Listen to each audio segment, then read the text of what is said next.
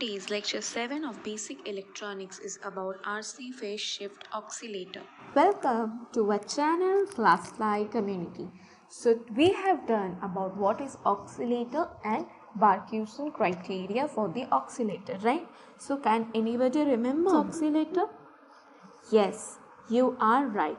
Oscillator converts DC energy into AC energy with a very high frequency. You are correct. So today we will be doing the RC phase shift oscillator. So without wasting more time, let's begin. So here it says that a phase shift oscillator is a simple electronic device. It is a simple electronic oscillator. So what is it? It is a simple electronic oscillator. It contains an inverting amplifier and a feedback filter. So if you remember the oscillator, if we make we can say it is one op-amp was there. So this was our output, this was our input, right? And this was our feedback given. So it says that it contains an inverting amplifier. So our inverting amplifier is this, and a feedback filter. This was our feedback filter. We shift the phase of the amplifier output by 180 degree at a specific oscillation frequency. That means this feedback will give a phase shift of 180 degree. Okay. The filter produces a phase shift that increases with the frequency. That means the shift which is being done is increasing with the frequency. It must have a maximum phase shift considerably greater than 180 degree at high frequency so that the phase shift at the desired oscillation frequency is 180 degree. So basically see what happens in this. See, the diagram is like this, right? And this was our output, this is our feedback, and this is our input. So what happens here in this portion, we are given that RC phase. So here there is 180 degree phase shift, and this amplifier also having 180 degree phase shift. Okay, so total the output which we get is always 360 degree in total because of the amplifier shift plus the phase, that is the RC phase. Okay, so this is basically same. So let's see the diagram so you can understand very easily. So see, this is the diagram. So can anyone remember where is our input? So this portion is our input, okay, and this is our output. So this portion is our R1 and RL is our the potential which are given, whereas this portion will be our feedback. This portion is a feedback. So as you can see, there are 3 capacitor and 3 resistance, right? So what happens when this feedback is given to this amplifier? The first capacitor will have a 60 degree, the second capacitor will go to 120 degree, and the last capacitor will go to 180 degree. So the total feedback which is giving us 180 degree phase, right? So what it is giving? It is giving us 180 degree phase, this feedback portion, and again this amplifier will also have again 180 degree phase. So total what happens? We get 360 degree phase.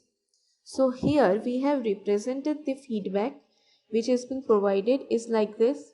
So when it is comes through this portion, when it comes in a change to 180 degree phase shift, we get this one. But the output which we get is similar to our feedback which was provided. That means total we are having 360 degree phase shift. That means 180 degree here and 180 degree here. So I hope you understood till these things. Now we should see how we should write in points. So basically it says, first of all we will knowing the phase angle.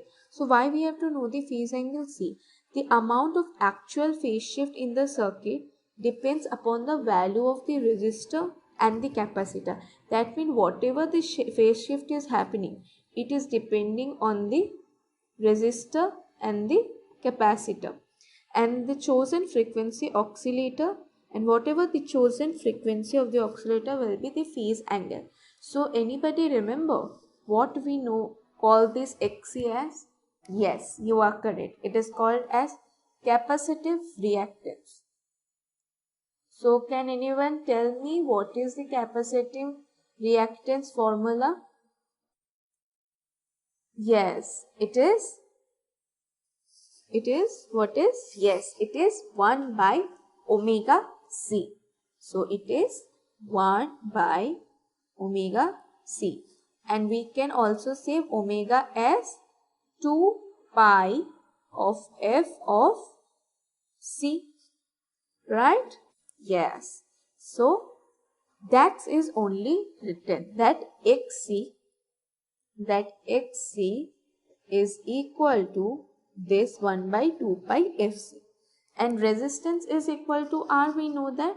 And what is this Z is symbolized as? It is known as impedance. Very good, you remember. So it is impedance, and we know that it is the right angle triangle which will be formed in the impedance, you can say.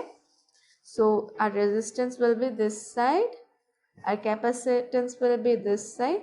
So it will be Xc this side, this is R, and this is our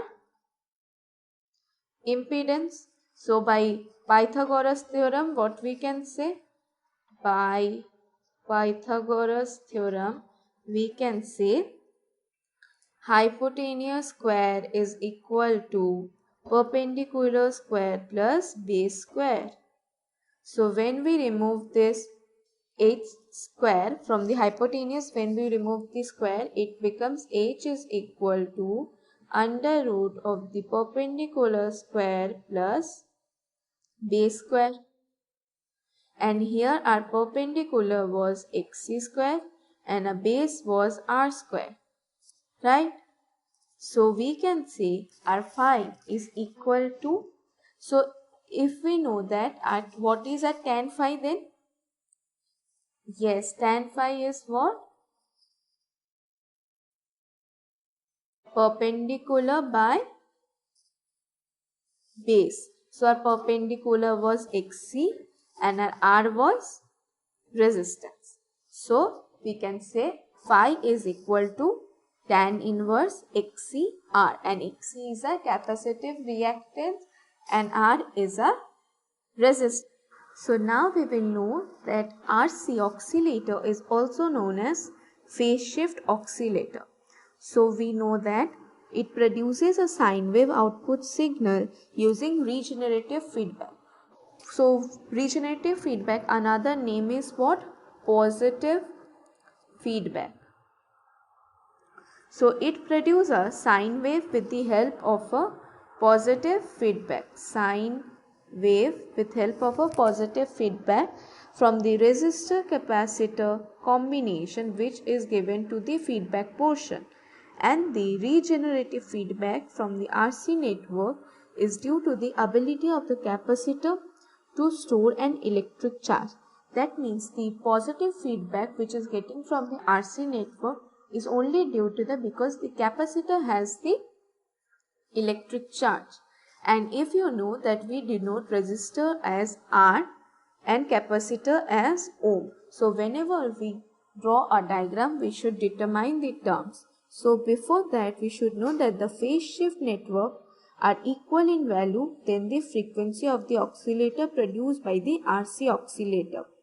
So that means we should know the terms. So F is our output frequency and it is represented with the unit hertz, whereas the resistance is represented with ohms, and your capacitance is represented with the farads, and the N is the number of RC stages. That means according to a diagram, how many stages? According to a diagram, how many stages were there? See, this is one stage, this is second stage, and this is a third stage. So total of 3 stages were there. So if we want to write the N as 3, then what we will get, it will be 1 by 2 pi RC root under 6, because in place of N we will write this 3. So I hope you understood the frequency formula of the RC phase shift oscillator. So what is that? In the feedback there will be RC networks, which is due to the ability of the capacitor having the electric charge, and its frequency will be 1 by 2 pi RC under root 2n. Okay, so today's lecture ends here. I hope all of you understood it. Till then, be happy and have a great day. Now is the code time. Everyone makes mistakes. Everyone deserves a second chance. I hope you understood the lecture of today, and thank you for watching. Wow, that's impressive! You have completed a magic today. For more videos, subscribe. Join our Facebook group and Instagram page for group discussion and live Magus videos for exam preparation in an hour. We start at Classfly community for students to learn from a friend in a simple way and support them in their own languages. If you are willing to be that one friend who saves us at the exam night preparation, then please join us by visiting classfly.in.